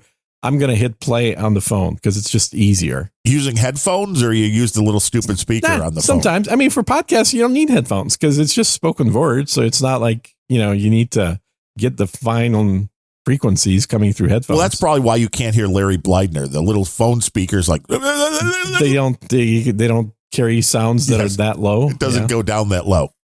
Doesn't go down that Plug low. it into That's a true. subwoofer. You will get the full punch. That's a good point. I have a subwoofer on my gaming PC that's in there. It's like I've got a really nice audio system for games. And because when I'm flying spaceships, man, I want to hear all the rumbles You of gotta space. have I'm surprised you don't have a subwoofer attached to your chair, so it just shakes. I had the one thing. of those. Yeah. I had one of those. It got annoying, dude. I felt like kidding. my ass was vibrating all the time. I think it's more for women that make those products, not for dudes. Oh, now see, that's Because another great show opener. What? I What's felt the my show? ass was vibrating all the time. Okay, you just created a show opener right there. Yeah, I did. I'm going to use that on just two good old boys. We are just gonna bring. Yeah, ISOs everywhere. ISOs everywhere. If you like these ISOs, donate to the show. You could buy these ISOs for $1 a piece. Yeah, that would okay. There we go. Yeah. Exit strategy. Well, honestly, I don't see a problem. If somebody wants to donate like $1 or more, we'll play a fucking ISO. Why not? Yeah, that is. We won't say who it's from or any messages, but if you want a particular ISO played that is from our show, so don't be asking for ISOs that are on other shows like No Agenda. But if you want an ISO played that's from our show, we'll do it for as cheap as $1. But of course, you can donate more. Is the best. Yeah, we won't play that because that's not from our show. That person was never on our show. Therefore, that's not an our show ISO. We never did open up a. We didn't ask. He just did Grimerica. So if John C. Dvorak will do Grimerica, he should do No, Unrelenting. he won't do Unrelenting. No. He doesn't like you. Well, of course he doesn't like me. No. What does he think about you, though? Oh, I bought him dinner. Well, okay, then he might By like default, he likes me more than you. you. I wouldn't doubt that. Yeah. I would not doubt that. Although it's been a few years since John and I had dinner. It's been a damn long time. You may need to re-up the dinner thing then. I may need to, and I think honestly, he would prefer not to have gone to dinner and just got the money for the dinner. You just. If I'm being totally honest. I see. Now that would be the ultimate in honesty. You're like, hey, John, can I take you to dinner? Would you just send me a couple $100? Yeah, That would be just send me a couple $100. We'll just call it dinner. way better. Exactly. I will say I did get to see his old Lexus before it disappeared, though. Oh, Mm-hmm. old cars are the best. Not really. The ones But, without the chips in it. The ones that after the EMP will still be driving around. Oh, until yeah. There's Until you there's run some out of of those. gas. The irony, of course, is that so will all the high-tech cars that are stored in the Faraday cage. Right, but how many people have a Faraday cage? The government. Well, they do, of course. Mm-hmm. I mean, So we're gonna, once they drop an EMP over Texas, you think they're they'll going to do still that? be able to invade our country. They're dropping it over. They're going to take over these Texans who are being mean to them at the border. That's right. Yes. Interfering Don't you with- know, Texas? The whole point of you being here is to let in all the people coming across the border. It makes no sense. It is insane. And then you got all the libtards on X. They're like, haha, doesn't Texas know that the president can just elect to call in the National Guard and federalize them? Texas is going to lose all their National Guard. It's like, no, because the only thing that happens is president gets to ask the governor, Right. and the governor can say no. And guess when this happened recently? Did we learn nothing from January 6th? Exactly, because Trump asked the governor of Washington, D.C., which was Nancy Pelosi by definition, because D.C. doesn't fall into any state. The top leader of Washington, D.C. is the Speaker of the House. Yeah. That's and how the it mayor works. could have done it at the time. I think that's still on the books. No, the mayor couldn't do that. So Nancy Pelosi, as the top elected official of Washington, D.C., said no. And therefore, the National Guard was not called in. And now she's lying and saying she was never asked, which is ridiculous because there is a paper trail. Yes, exactly. Uh-oh, what was that? Delivery. Well, food? No, not food. Women? I think this was probably a drug delivery, is my guess. Oh, okay. Yeah. Your local CVS or Walgreens, or just a guy named Guido in a tracksuit, much like yours. I have a guy That's that a does guy. deliveries. Delivery guy. No, actually, it was Amazon because that was an Amazon delivery noise, and the only thing that I had coming from Amazon was my next drug re-up order. Yeah, I just got some of the Gustafson, the Mucinex stuff. Yeah, and I just went to a generic that was the cheapest. Because why would you ever spend more? As long as it's an American why I shifted company, all right? my prescriptions to Amazon Pharmacy is because, and I think I've talked about it before too. Yeah. It shows you how fucked up our medical system is, because Amazon Pharmacy, when you put in you still need a prescription, right? You can't just order anything you want. But when you put in the script and you go and you add the drugs to your shopping cart, it shows you two prices. It shows you here is your copay for your insurance to buy this drug, and here's how much we can sell it to you directly without using insurance. Right, as if you had no insurance. And if you have no insurance, and here's the shocker. It's often for about cheaper. Half my drugs, it is cheaper to buy it outright from Amazon without using insurance than the copay for that same drug through my insurance. It's a beautiful system we have going here. It's amazing because the way the copays work is they're based on the retail price of the drug, not on the purchase price of the drug. So when you go to your Walgreens to pick up your drug and there's a $50 copay, that drug may actually be available for $45, but its retail price is $500, which is how they come up with your copay of $50. Yes. And you may very well be paying more than what the drug actually sells for without realizing it, because contractually, the contract that the insurance companies have with Walgreens and CVS and everybody else prevents them. It doesn't allow them to mention this to their customers. Well, and there's another scam built right in, which is there are insurance plans like the one that I've got that you have a deductible, and your drugs at the beginning of the year go into the deductible. Yeah. But once your deductible is hit, which could be in March, April, May, well, then you have a period where those drugs are 100% covered. Exactly. So it's not always cheaper to go, well, I can save $5 and not do it on the insurance, because if you need them, if it's a regular purchase, it's quite possible then you're costing yourself money on the back end. Only if your deductible is super low. Most deductibles are a couple $1,000 a year. Yeah, see, mine's way lower than that, which is great having a wife who works for the government. Well, I mean, you can say that, but it just means that more of your wife's pay is paying for insurance than it would be if you had a higher deductible. Yeah, but I utilize that insurance, man. Yes, but, well, I mean, look, they're not losing money, okay? No, well, of course. It's socialism. Somebody else is paying for my crown when I go to the dentist now, because I got to wait until January, and I've got an appointment next week for them to start the process of the new crown. It's not that someone else is paying for it. You're still paying for it. It's just you can't opt out. You can opt in. You can opt out. No, you can't opt out. Well, you can opt out of the dental. You don't have to take the... Well, then you're paying for that. Yeah. Not somebody else. Woo! Go insurance. No, now, there's no magic here. It's if you don't have. There's another ISO for the start of the show. There's no magic here, because if you have a government job with good quote unquote insurance, then in the private sector, that job would be paying a higher salary with bad insurance. So you're just taking a lower paying job for the government in exchange for higher insurance, for higher quality insurance, but you're still paying for it compared to the private sector. You're not factoring in corruption. Well, okay. Even with corruption, corruption is not a zero-sum game here. So even with corruption involved, you're still paying for it because you pay taxes. You know, this whole suicide thing is sounding way better. I'm telling you, Canada's on the right track, man. And I think that the deductible on suicide, it's not waived, but it's still relatively low. I think you're only on the hook for 5% of the suicide cost.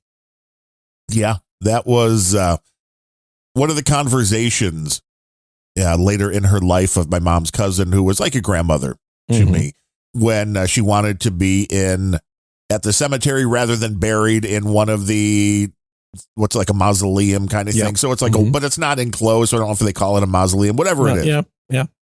And she was like, well, they wanted 500, whatever. It was some relatively small amount in the grand scheme of things to be off the ground level. And she's like, I'm not paying for that. No, fuck that. And I'm like, but you're going to be dead. So, I mean, you're worried about the money that's going out after.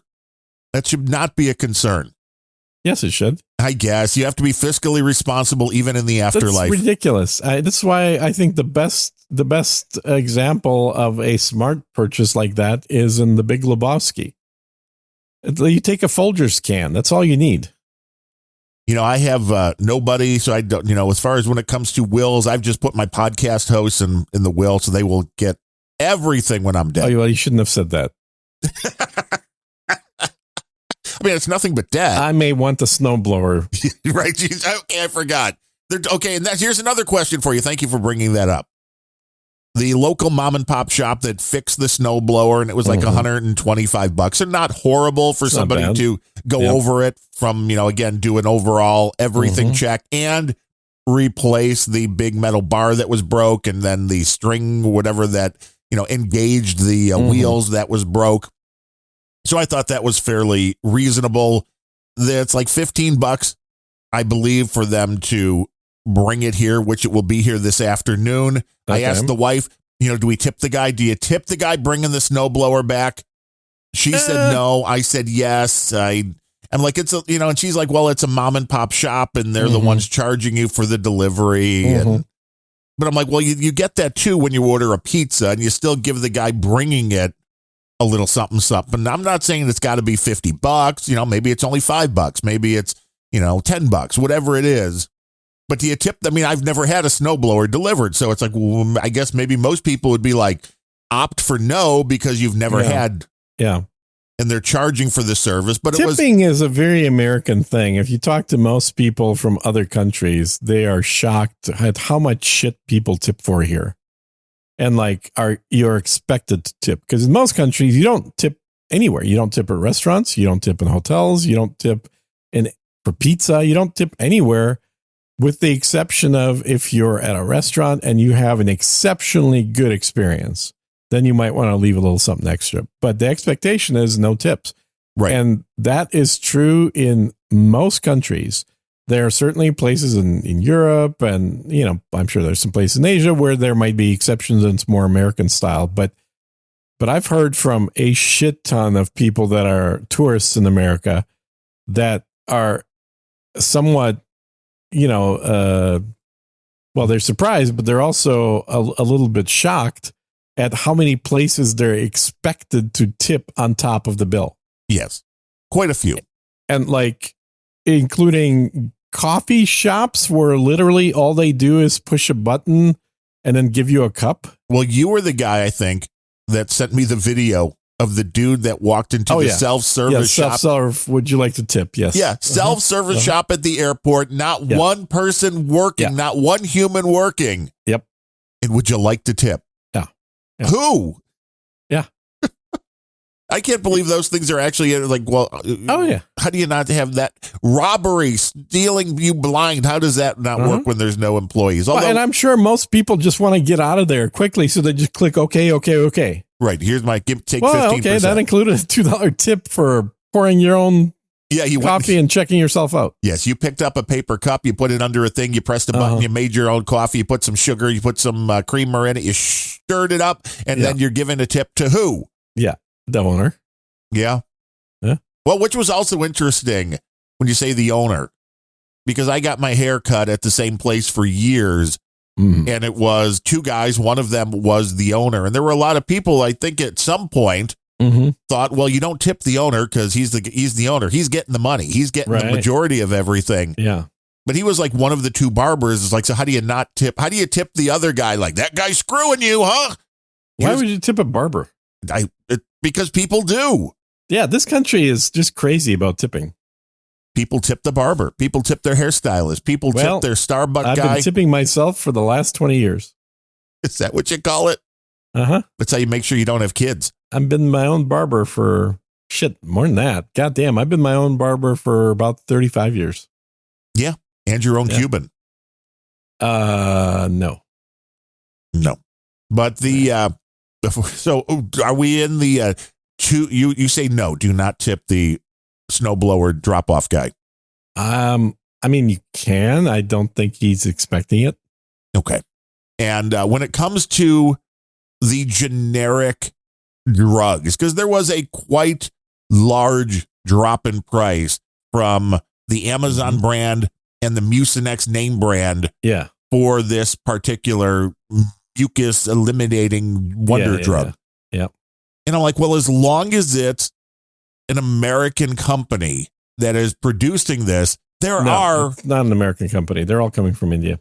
Well, it's an American company that says they're producing it here now. But what is the standard as far as any, and there may be none, of the FDA or whoever's in control of this, making sure that what you buy is actually what you think you're getting rather than mislabeled, not labeled correctly? What kind of checks and balances are there? So if you go to Amazon and you're like, hey, I just want to pick up a decongestant, and the brand that has the best price is one you've never heard of, how do you know it's safe? How do you know it's safe? Well, you don't really. But, you know, if it's a prescription drug, obviously the FDA is involved in testing it thoroughly. But what about non-prescription drugs? You know, like, so if you're ordering just acetaminophen, how do you know? They don't test those. Interesting. So you're just on your own. Well, yeah, I mean, they'll be involved if there's like poison in there. They can certainly shut down anything. You remember the old Tylenol thing? Yes. But before that, kids, the drugs at the local store were not in any sealed packaging. Yeah, you can just open them up. Which is kind of like people are doing right now with ice cream, opening up packages of ice cream, licking it, and then putting it back on the shelf. I saw that. It's like, how can you ever buy ice cream ever again? Make your own. Yeah, exactly. Make your own is right. Well, this is why this was one of the things that people were quite split upon, which was what is the crime and what should the penalty be for somebody doing exactly that? Opening up a pint of ice cream at the grocery store, licking it, and putting it back. Yep. You know, is that just a misdemeanor slap on the wrist, or is that, you know, a tampering, bigger? And I'm torn because you could really do some bad stuff. It's like, I don't know. I mean, it's more than just a practical joke. Yeah. It's hard to say because ultimately life is full of risks, right? Yes, so even doing a podcast. I guess maybe the risk of getting canceled. But I think that in a lot of ways in America, kids have been coddled and raised to think that risks are an exception rather than the rule. Right. And everything should be 100% bad safe. Thing. Yeah, exactly. And that's a very bad thing. There should be an acceptance that risks exist in life. And sometimes good people have bad things happen to them, and just the way it is. But if you see somebody licking your ice cream, you're probably going to punch them in the face. Well, I wouldn't buy that ice cream. Well, you're right. Exactly. But what if you had already bought it? What if it was you already bought it and boom? Yeah. Somebody picked up your ice cream and violated it. I mean, honestly, it's probably not a big deal. No, I would agree. Because back in the day, you had an immune system. We had immune systems. We drank water from garden hoses with no filtration while pouring old gasoline and oil and diesel down the drain. Are you familiar with the television show Impractical Jokers? Nope. 4 guys, they're all from New York. And they basically make each other do shit nobody else would want to do. And if they don't do it, the other show, then they get punished. It's very, it can be a lot of fun. Jackass. Sounds like Jackass. It's a little bit better than that, but they wear earpieces and it's a lot of hidden camera stuff. One of them, the guy was doing a wine tasting with a couple, and they're like, okay, so you do this. Then they're like, okay, then have them, the woman spit the wine back in the glass, have this guy spit the wine back in the glass. And then they're like, now drink it. Yeah. Yeah. And he didn't die. Yeah. But I tell you, everybody watching went, oh, yeah. Backwash. Yeah. Like, oh, people had that in their mouth and because it's wine. What are you doing when you kiss somebody? Well, the same thing. Okay. And You're how do you know how clean their mouth is? You don't. And how many women or men have you kissed in your entire life? Well, we know in your case one, but in most people's, like thousands. You get a lot of germs. And you're still alive. Now, if it's literally millions, like what's his name? The basketball player. Wilt Chamberlain. Yeah. Or the other one that got AIDS. Magic Johnson. Now, in those cases, we're talking about like 100,000, not 1,000. And if people say 1,000 people, I'm not saying had sex with 1,000 people, but Jesus Christ, you don't have to have sex with 1,000 people to, be in a bar and do a little smooching or something. Now, the intriguing and then never see that person again. About your answer to this is I know what you do if something drops on the floor. It never goes in your mouth. No, I would never pick it up off the floor. Because you think the floor is dirtier than the mouth of the guy next to you. Yes. And the reason for that I know that is because, well, it depends. Okay, let me put that in two parts. So I had a housekeeper for many years. Well, of course you did, to go along with all of your other guys and gals that you have. Fuck you. And as long as I had this housekeeper and she was awesome and keeping my place super clean. Before I had a housekeeper, my wife kept it pretty clean, but I wouldn't really trust the floor to eat off it when my wife was in charge of that. Before being married, when I was living alone, I knew how dirty the floor was because I walk around in shoes that I walked outside in on my floor in the kitchen. So why the hell would I eat something off my dirty shoes that I walked around outside in? You probably wouldn't. Yeah, I wouldn't. And so even if I know the floor is pretty clean, I'm also not so hungry and I'm lacking at anything else in the fridge to eat something that falls on the floor. And if I'm not home, I'm sure as hell not eating anything off the floor. But having said all of that, if I was in the show that had a contest where you win $100,000 to eat something off the floor, I'd eat it in a heartbeat. You're like, no problem. Not a problem. Because your odds of actually getting sick at all are very slim. Did you, Guru, want to know if the housekeeper was part of any of the three-way sex romps? No, never. You got to separate business. But you can't eat where you shit, right? And I tell you, the only time. But she was very good about cleaning around the bunch of girls that were spending the night at the house.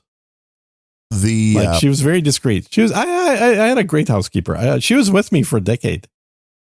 The time that we had when we were moving everything in order to get the basement carpet redone here just a few months ago. Yeah. We had aunts that got into the kitchen.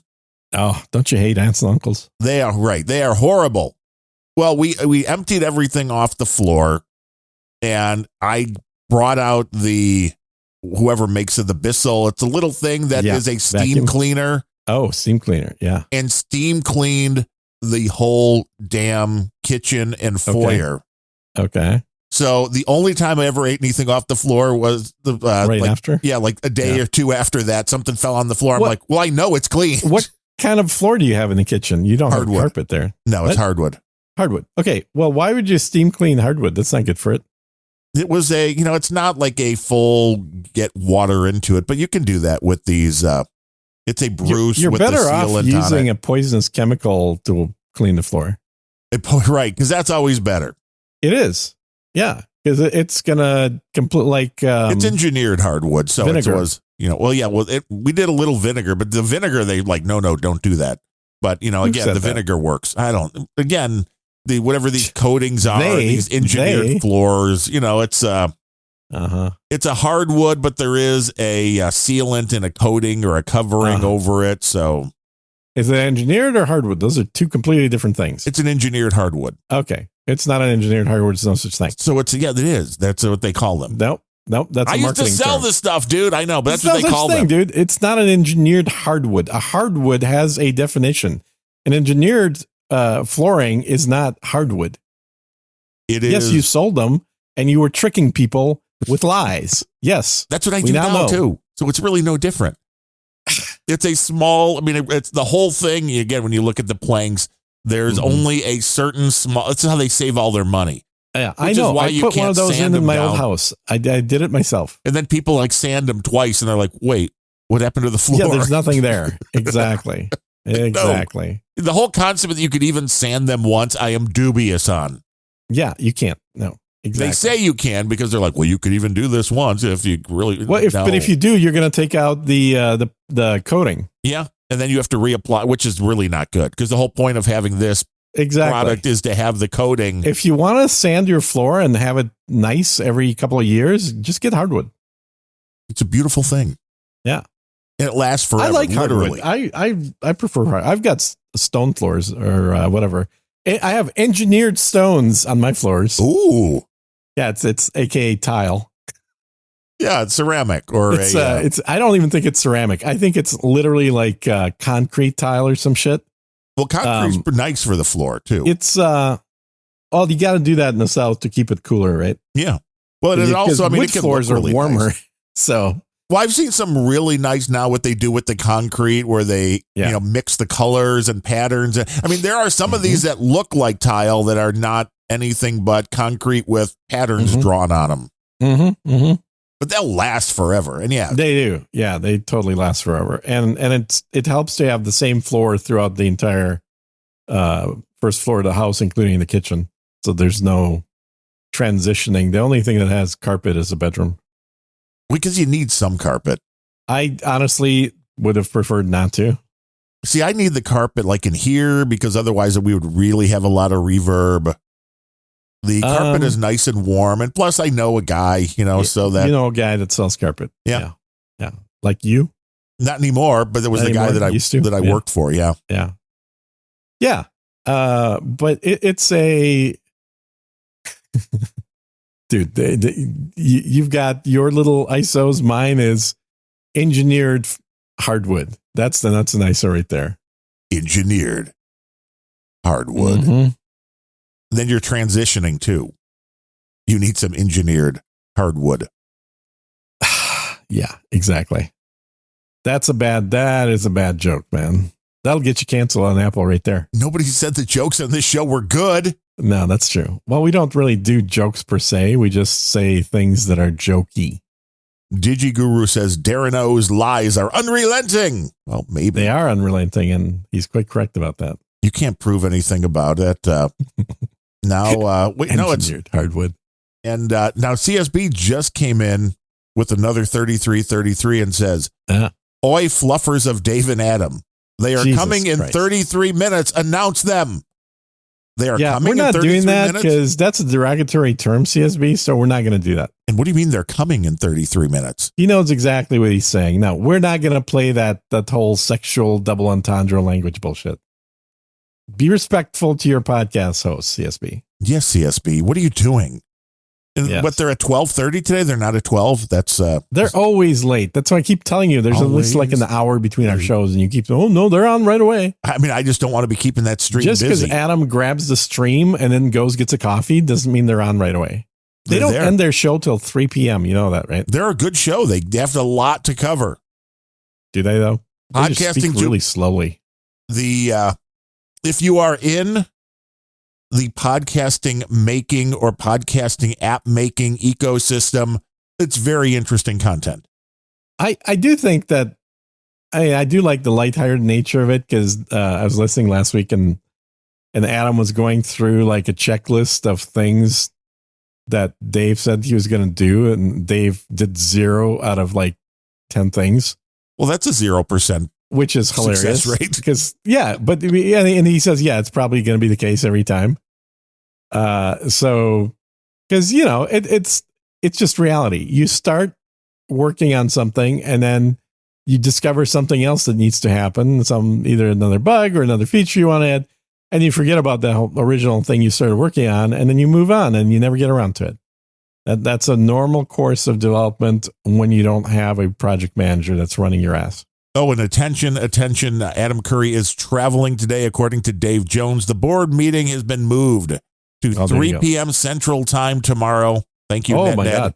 Thank you, Dave. So I guess we better refund CSB then. No, not doing it. Not going to do it. Huh? Not going to do it. And then CSB, another 3333 just came in with, sorry, you're the warm-up band, not the Fluffers. There we go. That's much better. But it's still wrong because we're not a warm-up band because they don't come on until tomorrow. Yeah, but tomorrow at 3 o'clock, so we're still before them. I mean, I guess you could say that for anything because the week goes around in full circle. In some ways, we're the warm-up for Grumpy Old Bens and and for what's your other show? Don't forget the Planet Rage guys. Yeah, Planet Rage. Yeah, Planet Rage. Yeah. So you want to subscribe if you want to keep up. Why are all your shows so angry? I don't know. It's just seems that I bring that out in people. I mean, unrelenting. That's kind of a very harsh term as well. It's like I'm not necessarily angry, but the people that I podcast with, when they have to podcast with me, are angry at you mostly. Yes. Probably. Yeah, that makes sense. So we have Planet Rage. Search for that. We have Unrelenting. We are on that boys. now.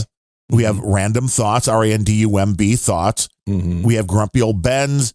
You can put the Rock and Roll pre-show in your app so you don't miss it. I mean, at some point I'll do another episode of Sir Gene, but who knows when. Sir Gene Speaks. It's been a while. And then the Good Old Boys, just grumpy old good old boys. There's no grumpy in there. It's the Grumpy Old Boys. Just2goodoldboys.com. Oh, just 2 good old boys. Yeah.